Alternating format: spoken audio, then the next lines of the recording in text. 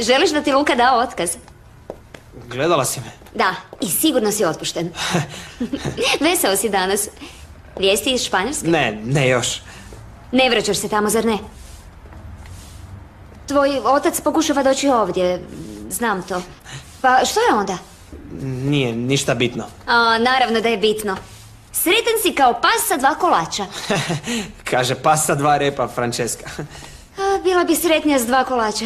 Ajde reci mi, pjevaš luđački, smiješ se luđački, crveniš se luđački. Jesi li lud? Ne. U biti da, ludo zaljubljen. Zar je to tako loše?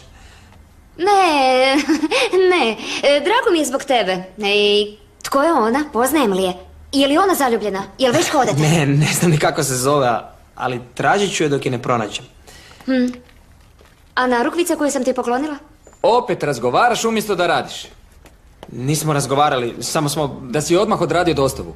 Odmah! Okej, smiri se, dobro. Idemo! U redu, samo polako. Znaš, lijep je dan, uživaj u njemu. Možda mi se posreći pa ju sretnem, ha? Nemoj ništa govoriti, ja sam samo došla po svoj laptop, okej? Okej?